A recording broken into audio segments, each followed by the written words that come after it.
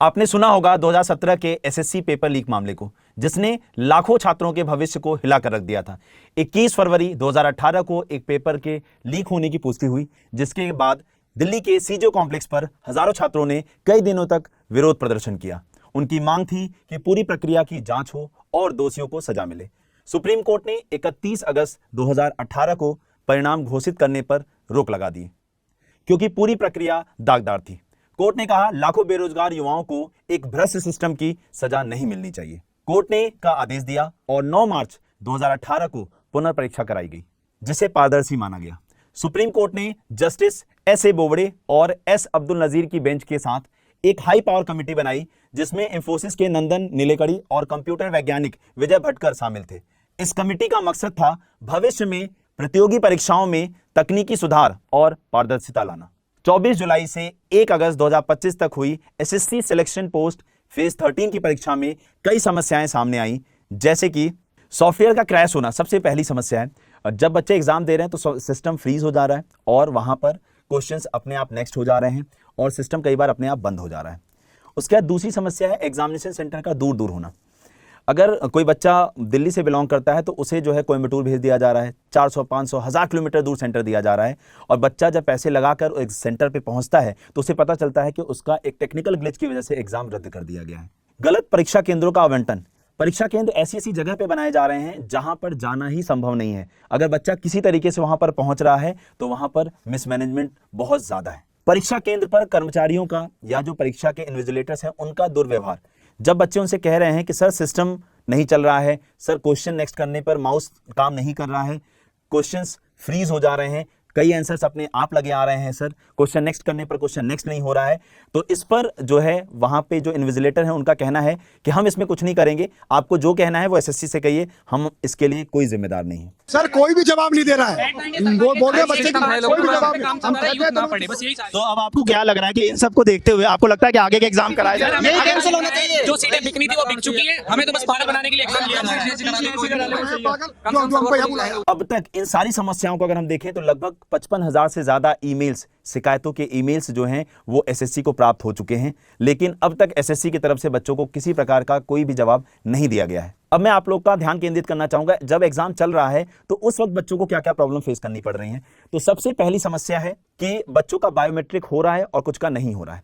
दूसरी समस्या है जब बच्चे क्वेश्चन पेपर में इमेज के किसी क्वेश्चन को कर रहे हैं तो क्वेश्चन में लिखा हुआ है कि which will be the next image, अगली इमेज पूछी गई है बट क्वेश्चन में कोई भी इमेज नहीं दी गई है। जब वो पेपर कर रहे हैं तो उस वक्त पहले से ही 5-7 क्वेश्चन के आंसर लगे हुए आ रहे हैं। इसका मतलब है कि सिस्टम में बहुत बड़ी धांधली है, सिस्टम में बहुत बड़ा ग्लिच है। फिर जब बच्चे क्वेश्चन को नेक्स्ट कर रहे हैं तो क्वेश्चन नेक्स्ट न हो रहा है बल्कि सिस्टम बंद हो जा रहा है। इससे पहले वाली शिफ्ट में मेरे साइड वाले बंदे के 4 ऑप्शन मार्क्ड आए हैं, ऑलरेडी मार्क्ड आए हैं, हाइलाइटेड भी नहीं है, मार्क अलग बोल्ड हो रहे हैं, मार्क्ड आए हैं आंसर रीजनिंग में तो ऑप्शन भी सेम आए हैं, दो ऑप्शन रीजनिंग में ऑप्शन सेम आ रहे हैं। और उनसे पूछा कि सर ऐसा रोज हो रहा है, बोले रोज हो रहा है, बोले सर क्या करें, बोले आप मेल लिखो। मैंने कहा सर 10 लाख ट्वीट हुए अभी परसों के दिन पे, उनका रिप्लाई भी नहीं आया, बोले नहीं आएगा। कुछ ज्यादा बदतमीजी अगर आप उनसे कह रहे हो ना कि हमारे इस क्वेश्चन में फिगर नहीं है तो बोल रहे हैं स्किप कर दो। अगर उनको कुछ भी कंप्लेन करें तो बोले एसएससी को हम पेपर देने आगे।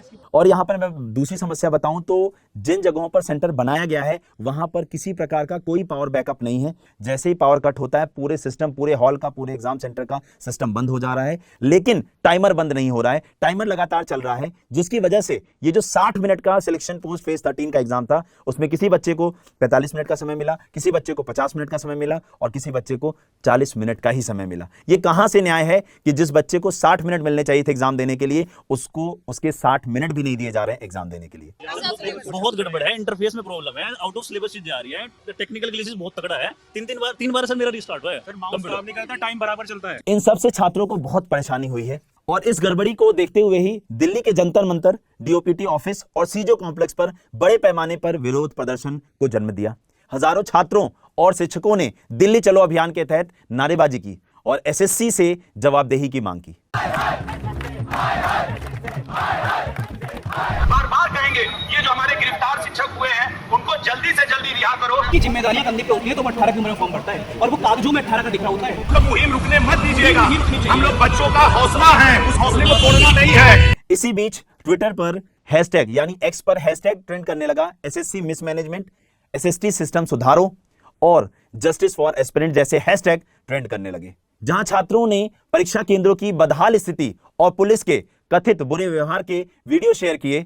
दिल्ली आए छात्रों और शिक्षकों की 4 प्रमुख मांगे थी। पहली, डीओपीटी और जितेंद्र सिंह से तुरंत मुलाकात कर एक ज्ञापन सौंपना जिसमें परीक्षा प्रक्रिया की पूरी समीक्षा हो। दूसरी, एडिक्विटी जैसे वेंडर का कॉन्ट्रैक्ट रद्द करना जो पहले से ही ब्लैकलिस्टेड है। तीसरी, स्वतंत्र जांच क्योंकि अब तक 55,000 से ज्यादा शिकायतें एसएससी को प्राप्त हो चुकी हैं। चौथी, 13 अगस्त से शुरू होने वाली एसएससी सीजल की परीक्षा में किसी प्रकार की गड़बड़ी न हो और उसे सुचारू रूप से कराया जाए। इस बीच एसएससी के चेयरमैन एस गोपाल कृष्णन ने माना कि परीक्षा के दौरान कुछ समस्याएं थीं। उन्होंने कहा कि नई एजेंसी है जो पहली बार परीक्षा आयोजित कर रही है, इसी कारण से तकनीकी और प्रक्रियात्मक गलतियां हुई हैं। हालांकि एसएससी का दावा है कि आखिरी 3 दिनों में गड़बड़ियां कम हुई हैं, लेकिन छात्रों का गुस्सा अब भी बरकरार है क्योंकि 13 अगस्त से एसएससी सीजल की परीक्षा शुरू हो रही है जिसमें लगभग 28 लाख उम्मीदवार हिस्सा लेंगे। जब एसएससी 29 लाख छात्रों की सिलेक्शन पोस्ट फेज 13 की परीक्षा कराने में ही सफल नहीं हुआ, जिसमें 55,000 से ज्यादा शिकायतें आई, तो वो सीजल का एग्जाम कैसे करा पाएगा।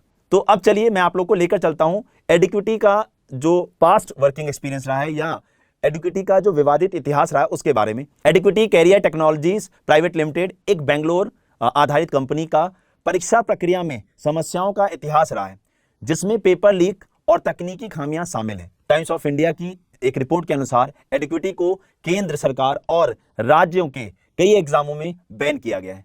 मैं राज्यों के नाम बताना चाहूं तो मध्य प्रदेश, राजस्थान, बिहार, असम, मेघालय, नागालैंड, अरुणाचल प्रदेश, जम्मू और कश्मीर और गुजरात। यह कंपनी इन सभी राज्यों में बैन है। मैं कुछ उदाहरण भी देना चाहूंगा। सबसे बड़ा उदाहरण है मध्य प्रदेश शिक्षक पात्रता परीक्षा 2022 और महाराष्ट्र सेट सेल की एमबीए परीक्षा 2023 के भी पेपर लीक और धोखाधड़ी के आरोप में एडिक्विटी बैन है। एडिक्विटी ने एसएससी परीक्षा के लिए प्रति छात्र 220 रुपए की बोली लगाई थी, जहां टीसीएस जैसी प्रतिस्पर्धी कंपनी ने 350 रुपए प्रति छात्र बोली लगाई थी, जो कि काफी कम थी। और यहां पर एसएससी ने टेंडर देते वक्त केवल पैसे को देखा, ना कि क्वालिटी को। अगर एसएससी यहां पर क्वालिटी को देखता तो शायद ये टेंडर टीसीएस को जाता, क्योंकि टीसीएस के पास पहले से ही अपनी लैब्स हैं, यानी टीसीएस आईओएन जोन्स हैं, जहां पर किसी प्रकार के ना सिस्टम के ग्लिच की प्रॉब्लम होती है, ना माउस की समस्या होती है और ना ही कंप्यूटर बंद होने की समस्या होती है। इससे पहले टीसीएस के समय में भी एग्जाम ग्लिच आते रहे हैं, कुछ टेक्निकल ग्लिच की वजह से एग्जाम कैंसिल होते रहे, लेकिन इतने बड़े पैमाने पर बच्चों को कभी भी दिक्कत नहीं हुई जितना कि इस सिलेक्शन पोस्ट फेज 13 के एग्जाम में बच्चों को देखने को मिली है। सबसे बड़ी प्रॉब्लम यहां पर बच्चों को यही आ रही है कि बच्चे एग्जामिनेशन सेंटर तक पहुंच ही नहीं पाए हैं और उनका जो है एग्जाम कैंसिल कर दिया गया है। एसएससी से हमारी प्रमुख मांगे हैं, एडिक्विटी को बैन करो और टीसीएस को फिर से वापस लाओ। एग्जाम कैलेंडर के साथ साथ इसी नोटिस में रिजल्ट डेट भी बताई जाए। एग्जाम कैलेंडर जारी का मंथ यूपीएससी की तरह निर्धारित हो। एग्जाम लेवल एग्जाम क्वालिफिकेशन के हिसाब से हो, जैसे अगर 10th का एग्जाम है तो वो 10th लेवल का हो, 12th का एग्जाम है तो 12th लेवल का दिखे, और ग्रेजुएशन लेवल का अगर एग्जाम है तो वो ग्रेजुएशन लेवल का हो। और प्रश्न पत्र में गलत प्रश्न ना हो एवं एक ही प्रश्न अलग अलग पालियों में ना पूछा जाए। किसी भर्ती में सफल हुए अभ्यर्थी की नियुक्ति उसी भर्ती के दोबारा आने से पहले हो। इसका मतलब यह है कि आप सभी भर्ती प्रक्रिया को फास्ट करने की कोशिश करें, यानी अगर इस बार सिलेक्शन पोस्ट फेज 13 का एग्जाम अभी हुआ है तो अगला नोटिफिकेशन आने से पहले फेज 13 का फाइनल रिजल्ट आ जाए, जिससे वो बच्चा दोबारा उस एग्जाम में अपीयर ना हो और उसके दोबारा बैठने से जो कंपटीशन बढ़ता है और जो सीट खाली रह जाती है, उसके लिए हमारी अगली मांग है कि वेटिंग लिस्ट एसएससी को जारी करना चाहिए, जो कि अब तक एसएससी वेटिंग लिस्ट नहीं देता। परीक्षा केंद्रों की दूरी कम से कम हो और चुने हुए ऑप्शंस में से एग्जाम सेंटर हो, चाहे ऑप्शन 3 की जगह 5 भरवाए जाएं। जब आप एग्जाम सेंटर्स भरवाते हैं तो आप हमसे यही पूछना चाहते हैं, आप फॉर्म में हमें यह बताइए कि आप किस जगह पे एग्जाम देने में समर्थ होंगे। लेकिन हमें क्या देखने को मिला, जब अभी एडिक्विटी ने एग्जाम कंडक्ट कराया तो उसने इन 3 सेंटर्स के अपार्ट जाकर के एग्जाम सेंटर्स अलॉट किए, जिसने बच्चों को बहुत ज्यादा परेशान किया। एग्जाम सेंटर बहुत इंटीरियर में नहीं दिए जाने चाहिए, जहां पहुंचना भी किसी अभ्यर्थी के लिए दुर्गम हो। किसी भी सेंटर पर प्रशिक्षित स्टाफ हो और जो प्रतिबंध अभ्यर्थियों के लिए हैं वही इन्विजिलेटर्स के लिए भी होने चाहिए। मैं आप लोगों को वाकया यहां पर बताना चाहूंगा एडुकेटी के एग्जाम का, कि वहां पर नए नए यंग एज के इन्विजिलेटर्स बने हैं, तो वो क्लास ड्यूरिंग एग्जाम वो सेल्फी लेकर ट्विटर पर और रील बनाकर पोस्ट कर रहे हैं कि मैं एग्जामिनेशन सेंटर में इन्विजिलेटर का काम कर रहा हूं। तो इस तरीके की समस्या हमें देखने को न मिले, क्योंकि बच्चा इससे डिस्टर्ब होता है, डिस्ट्रैक्ट होता है, और वो जो 60 मिनट का पेपर बहुत अच्छे से करना चाहता है वो केंद्रित होकर के उस पेपर को अच्छे से नहीं दे पाता है। फॉर एग्जाम्पल, जिस तरीके से बच्चों के लिए मोबाइल फोन ले जाना एग्जामिनेशन सेंटर के लिए अंदर अलाउ नहीं है, उसी तरीके से इन्विजिलेटर्स के लिए भी ये नहीं होना चाहिए। साथ ही किसी भी प्रकार का दुर्व्यवहार बच्चों के साथ नहीं होना चाहिए। जैसा कि अभी इस एग्जाम के अंदर हमने देखा कि एक बच्चे के साथ मारपीट की गई, बस इतना पूछने पर कि आपने बाकियों की एंट्री दे दी है, हमें एंट्री क्यों नहीं दे रहे हो, हमारी एंट्री लेट हो रही है, हमारा एग्जाम कब स्टार्ट होगा। इस पर वहां पर मौजूद बाउंसर्स ने बच्चों को पीटा है। आप मुझे ये बताइए कि ड्यूरिंग एग्जाम बाउंसर्स की कहां से नीड पड़ गई। हम एग्जामिनेशन देने गए हैं, बच्चा एग्जाम देने गया है, ना कि किसी प्रकार का दंगा प्रदर्शन करने। तो वहां पर किसी भी तरीके से मुझे बाउंसर्स को रखना जायज नहीं लगा। एग्जाम सेंटर पर किसी प्रकार का टेक्निकल ग्लिच ना हो, सर्वर स्लो ना हो, सिस्टम स्लो ना हो, समस्या बिल्कुल ना हो ड्यूरिंग एग्जाम। यह बात सिर्फ एसएससी, बैंक या नीट एग्जाम तक ही नहीं खत्म होती, पूरे देश का एजुकेशन सिस्टम ही बर्बाद हो चुका है।